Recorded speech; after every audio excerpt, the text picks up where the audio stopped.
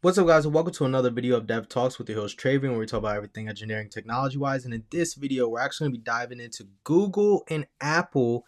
Apparently, Apple's looking to improve Siri. So without further ado, don't forget to like, comment, subscribe, and share. And let's dive right in.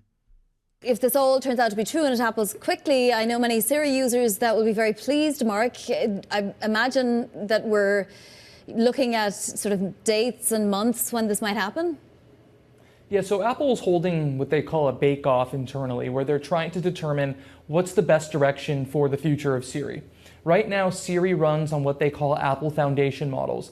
In other words, underlying technology developed by Apple, right? We know from experience that in use, it's not always very good or as powerful as the competition. And so they're looking at what would it look like if Siri, instead of being powered by Apple technology, was powered by outside technology. And so they have begun talking in recent weeks with Google about the prospect of using Gemini models to power Siri. Previously, they've held very similar discussions with Anthropic. They got pretty deep with them, and to OpenAI to a lesser extent. So right now, basically trying to determine whether they should work with OpenAI, Anthropic, or Gemini, or stick to the status quo, which is their in-house model technology. Is it going to be a cost decision or an efficiency decision? It's a mix of everything. Anthropic, I'm told, in the talks with Apple have set a pretty high bar for pricing. OpenAI, obviously, are going public in a couple of years, so they want to hold a very high bar on pricing as well. Gemini, they have an existing relationship with Apple in terms of the parent company, Google, their larger $20 billion or so a year search deal that could be upended by the Department of Justice any week now. So there's certainly a lot of factors at play. I think, if you ask me personally, that 99% of consumers don't know or don't care who's powering the AI technology on their devices. They just want Siri to work. So I think at the He is 100% right there. end of the day, Apple's going to do what's best for the customer, but we shall see.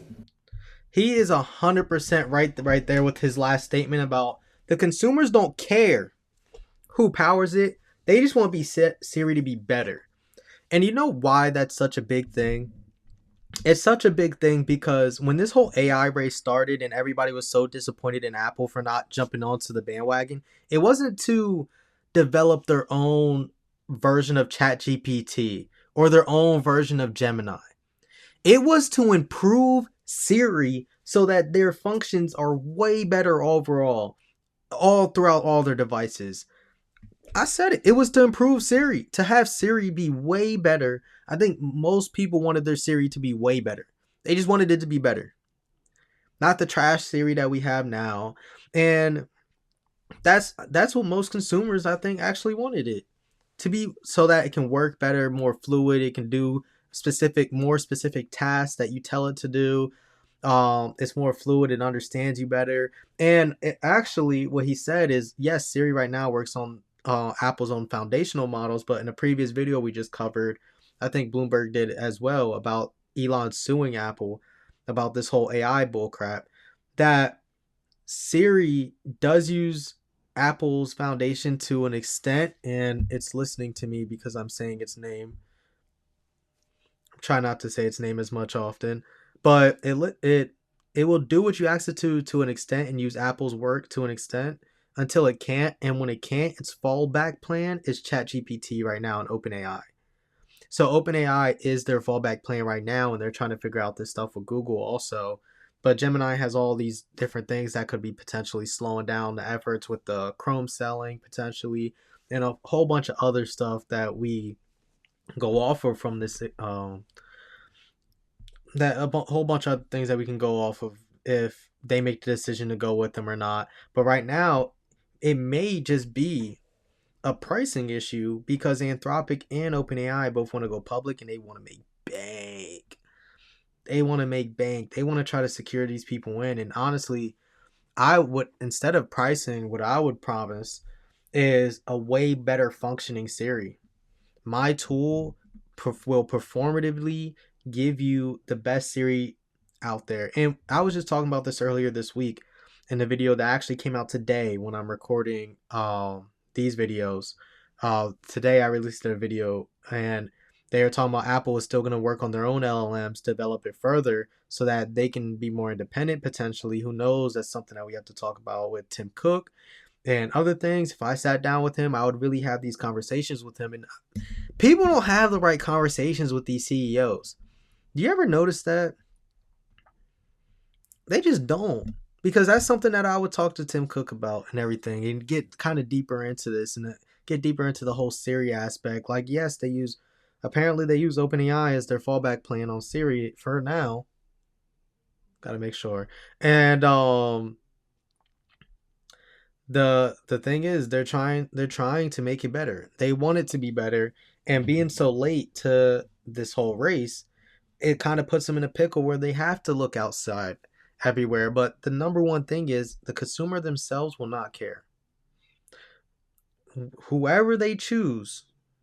Now, you know what the consumers will care about would be the quality of how Siri works and how good it's going to work. And if it does not work well, it will be on Apple. It will not be on the AI company that is powering it. So that is where their decision needs to align at and get the best performance and the most out of it and the best features, because they kind of have to go and work with one of these other companies right now that they don't have the opportunity to, well, that they don't have right now, kind of working in a sense. And Gemini is such a big part of it. Why Gemini would be a great portion is because of the search functionality that they have. That is one of the main reasons why Gemini would be the best option to go out of there. And then maybe Gemini might even be a little bit more reliant on the pricing, as long as Safari, this might be one of the things that are delaying the conversation.